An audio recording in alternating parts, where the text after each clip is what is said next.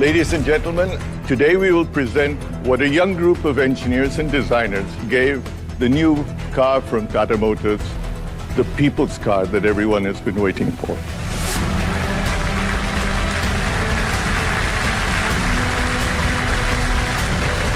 Nano has come to a halt. For the first time this morning, not a single worker was seen at the single plant today.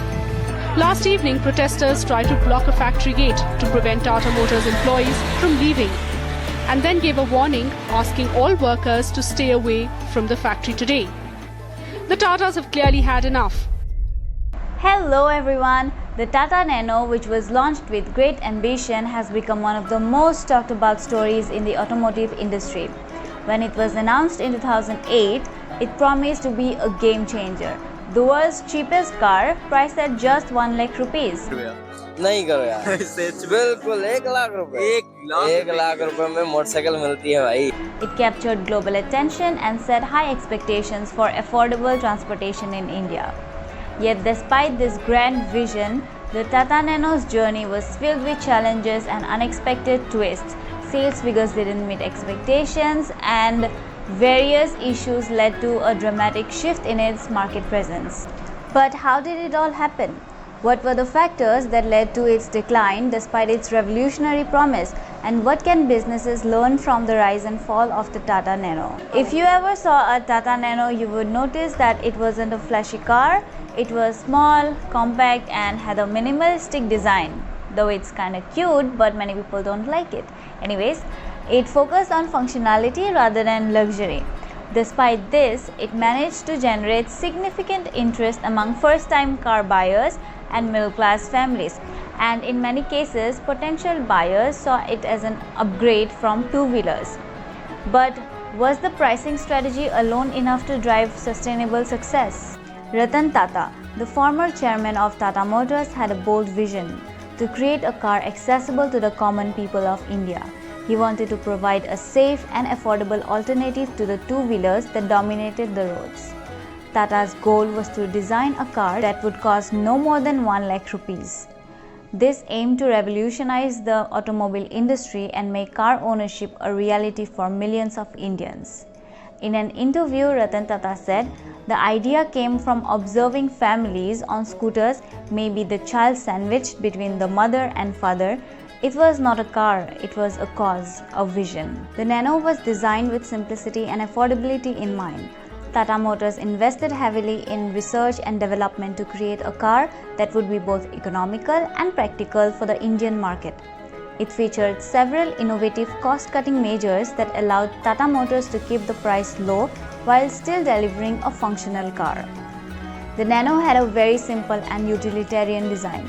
By focusing on essential features and eliminating non-essential frills, Tata Motors was able to significantly reduce production costs. One of the most distinctive features of the Nano was its rear-mounted engine. By placing the engine at the rear, the Nano required less complex transmission components. Features like power steering, air conditioning, and airbags were either optional or completely absent in the base model. To keep costs low, Tata Motors sourced many of the Nano's components locally. By doing so, they avoided import duties and reduced transportation costs. This also helped support the local economy and ensured a steady supply of parts. Tata Motors aimed to produce the Nano in large volumes, which allowed them to take advantage of economies of scale. By mass producing the car, they were able to lower the per unit cost of production, making it possible to offer the Nano at such a low price. The marketing strategy for the Nano was also designed to be cost-effective. Tata Motors relied heavily on the buzz generated by the media and word of mouth to promote the car. In 2008, the Nano was introduced with great fanfare. People were incredibly excited about the idea of owning a car for just 1 lakh rupees. The media called it the people's car, and there was a sense of hope and enthusiasm. Many families who had never imagined being able to afford a car started dreaming about owning the Nano. It felt like a revolutionary moment in India's automobile history. As the first Nanos hit the roads, excitement quickly turned to concern. Due to the heavy cost-cutting measures, several quality compromises were made. These compromises soon became apparent in troubling ways. It started with alarming reports of the Nano catching fire. Imagine buying your dream car only to hear that similar cars were bursting into flames.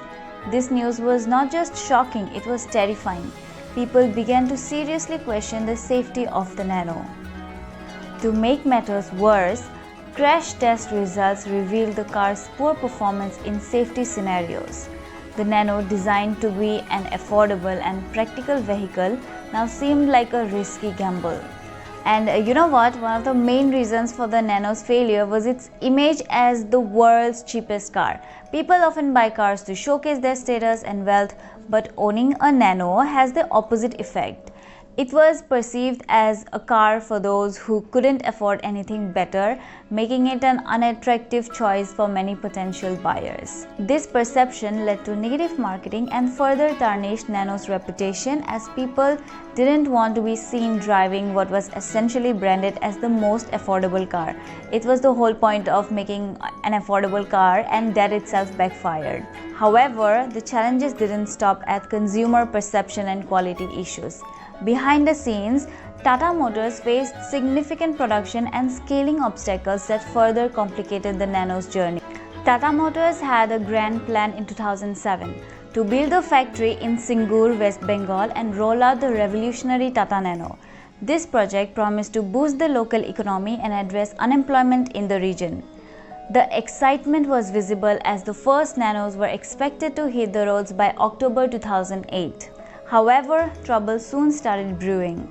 The West Bengal government, led by Buddhadev Bhattacharjee, had forcibly acquired 997 acres of fertile farmland from local farmers to hand it over to Tata Motors for the factory, which sparked outrage.